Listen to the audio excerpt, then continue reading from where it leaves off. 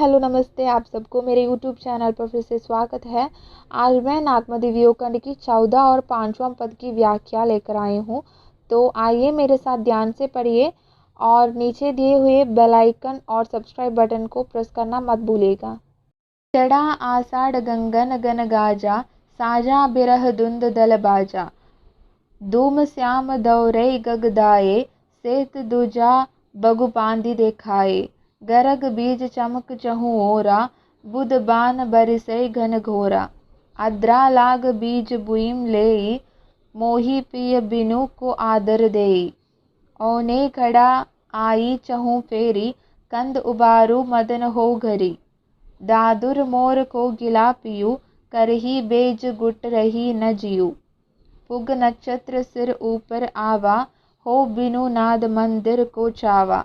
जिनगर कंदा ते सुगी तीन गारो तीन गर्भ, कंदा प्यारा बहिरे हम सुग बूला सर्व। पहली पंक्ति। चढ़ा आषाढ़ गंगन गन गाजा, साजा बिरह धुंध दल बाजा। गाजा गरजने लगे, धुंध युद्ध। आषाढ़ का महीना आया तो आकाश में बादलों की गरज होने लगी, जो नागमती को ऐसी प्रतीत हुई कि विरह ने युद्ध की तैयारी की है और उसकी सेना ने कुंज का नगाड़ा बजाया है। दूसरी पंक्ति। धूम श्यामा दौरे गगदाए, सेत दूजा बगु पांधि देखाए। शब्दार्थ।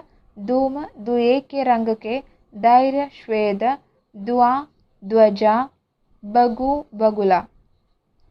दुमैले काले और बुरे रंग के बादल आकाश में उड़ने लगे और उनमें उड़ती हुई बगुलों की पंक्तियां उनकी ध्वजाओं जैसे प्रतीत होने लगे। गरग बीज चमक चहु ओरा, बुध बान बरिसे घन घोरा। शब्दार्थ। बीज बिजली, गड़ग रूपी बिजली चारों ओर चमकने लगी और वर्षा की बूंद रूपी बाणों की घनघोर वर्षा होने लगी। अद्रा लाग बीज बुइम ले, मोही पिय बिनु को आदर देई। आद्रा नक्षत्र के लगते ही बिजली चमक कर भूमि को छूने लगी। नागमती सोचने लगी कि ऐसे विरहोत्तेजक वातावरण में प्रियतम की अनुपस्थिति में मुझको कौन समादर देगा, अर्थात मेरी कुछ भी पूछ नहीं रही है, जबकि पति के यहाँ होने पर ऐसे उन्मादक वातावरण में वे अवश्य ही काम के लिए मेरी मनुहार करते। औने घड़ा आई चहु फेरी, कंद उबारू मदन हो घरी। औने झुक आई, उमड़ उठी, फेरी और दबाऊ रक्षा करो। चारों ओर उमड़ी हुई घटाएं पृथ्वी पर झुकी सी प्रतीत होती है, जिन्हें देखकर मेरी कामोत्तेजना और भी अधिक बढ़ी है। हे प्राणनाथ, आप शीघ्र ही आकर मेरी रक्षा कीजिए, क्योंकि मुझको कामदेव की सेना ने घेरा हुआ है। दादुर मोर को गिला पियू, करही बेज गुट रहे न जियू। दादुर मेंढक, बेज वेद यानी निशाना लगाना। मेंढक, मयूर और कोकिल के शब्द तो मुझे ऐसे प्रतीत होते हैं कि मानो मेरे हृदय को बेधे डाल रहे हैं और मेरे प्राण निकले जा रहे हैं। पुग नक्षत्र सिर ऊपर आवा, हो बिनु नाद मंदिर को चावा। पुग पुष्प नक्षत्र, नाद पदी, मंदिर भवन। अब तो पुष्प नक्षत्र सिर पर आ गया है, जो इस बात का द्योतक है कि अधिक वर्षा होगी। मेरे तो पति भी यहाँ नहीं है, अतः मेरे भवन पर छप्पर कौन छाएगा। जिनगर कंदा ते सुगी तीन घारौ तीन गर्भ, कंद प्यारा बहिरो हम सुग बूला सर्व। खारव गौरव। स्वप्रियतम की स्मृति में निमग्न होते हुए नागमती रुदन करने लगी है। हे प्राणेश्वर, जिन स्त्रियों के पति उनके घर में है, वह गर्व और गौरव के भावना से अभिभूत है, जबकि परदेश में होने के कारण मेरा पति प्रेम संबंधी गर्व और गौरव तो मिट्टी में मिल गई है। अपने समस्त प्रकार की सुखों को भी भूल चुकी हूँ। बन बरस मेघ आदि पानी, बरनि बरई हो बिरह जुरानी। लागु पुनर्बसु पियू न देखा, बै बौरी कहं कंद सरेखा।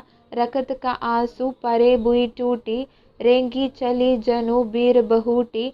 सगिन रजा पियु संग हिंडोला हरियर बुइम कुसुम्बी तन चोला हिय हिंडोल जस डोले मोरा बिरह जुलावे देई जंगोरा बाट असुज अदाह गंभीरा जीव बाउर बा बवे बम्बीरा जग जल बूढ़ी जहाँ लगी ताकी मोर नाव गेवक बिनु दाखी पर्वत समुंद अगम बिच बन बेहट घन ढंग किमी करी बेटो कंद तो ही न मोही पावम न पंग सावन बरस मेघ अति पानी बरनि बरई हो पिरह जुरानी। शब्दार्थ अति पानी अत्यधिक, बरनी मुसलधार वर्षा। 12 मासा वर्णन के अंतर्गत विरहिणी नागमती की विरहावस्था का वर्णन करते हुए जायसी कहते हैं कि सावन के महीने में जोरदार वर्षा होने लगी। एक और तो मुसलधार वृष्टि हो रही थी, जबकि बेचारी नागमती विरहाग्नि में जलती जा रही थी। लागू पुनर्बसु पियु न देखा बई बहुरी कहंकंत सरेखा। शब्दार्थ पुनर्बसु नक्षत्र, बहुरी बावली, सरेखा समान। नागमती सोचने लगी कि पुनर्बसु नामक नक्षत्र आ गया है, किंतु मैं अब तक स्वपति के दर्शन प्राप्त करने में असफल रही हूँ। यह सोच सोचकर मैं बावली हो चुकी हूँ। न जाने चतुर प्रियदम कहाँ रह रहे हैं, अथवा यह कि प्रियदम के समान और कौन सुखदायक हो सकता है। रकत का आंसू परे बुई टूटी, रेंगी चली जनु बीर बहूटी। रकत रुधिर। मेरे नेत्रों से रक्त के आंसू भूमि पर टूट टूट कर गिरते रहते हैं, जो ऐसे प्रतीत होते हैं मानो बीर बहूटियाँ रेंग रही है। सगिन रजा पियु संग हिंडोला हरियर बुइम कुसुम्बी तन चोला। मेरी सखियों ने अपने अपने प्रियतमों के साथ हिंडोले डाले हुए हैं। वसुंधरा पर चारों ओर हरित हरितिमा छाई हुई है, जबकि उन्होंने भी कुसुम्बी रंग के चोले धारण किए हुए हैं। यह हिंडोल जस डोले मोरा बिरह जुलावे देई जंगोरा। सखियों को अपने प्रियतमों के साथ हिंडोलों पर झूलते देखकर मेरा हृदय हिंडोले की तरह झूमने लगता है और विरह जंगोले देखकर उसे झुला रहा है। बाट असूच अदा गंभीरा जीव बाउर बा बवे बम्बीरा। असूच जहाँ कुछ दिखाई न दे। मुझे अपने पति से सम्मिलन का मार्ग बड़ा ही असूच लग रहा है और मेरा हृदय बावला होकर बम्बीरी की बांधी घूम रहा है। जग जल बूढ़ी जहाँ लगी ताकी मोर नाव गेवक बिनु दाकी। ताकी देखना, गेवक मल्ला, बूढ़ी डूबना। जहाँ तक भी पृथ्वी दिखाई पड़ती है वह जल में डूबी हुई है। ऐसे घनघोर वर्षा काल में जहाँ चारों ओर पानी ही पानी दृष्टिगत होती है, मेरी जीवन रूपी नौका को पार कराने वाला मल्ला पति के अभाव में और कौन हो सकता है। पर्वत समुंद अगम बिच बन बेहट घन डंक किमि करी बेंटो कंद तो ही न मोही पावम न पंक। डंक डाक, किमि करी किस प्रकार, बेहट कठिन। स्वप्रियदम को संबोधित करते हुए नागमती कहने लगी कि हे प्राणनाथ, मेरे और तुम्हारे मध्य अनेगम्य पर्वत और समुद्र तथा बेहद वनों के अंतराल है। मैं आपसे कैसे आकर मिलूं, क्योंकि ना तो मेरे पास पैर ही है और ना पंख ही है जिनकी सहायता से मैं उड़कर आपसे आ मिलूं। आज की व्याख्यान यही समाप्त होती है और आशा करती हूँ आप सबको मेरी वीडियो पसंद आई हो। अगर पसंद आई है तो लाइक कीजिए, कमेंट कीजिए और चैनल को सब्सक्राइब भी कीजिए। धन्यवाद।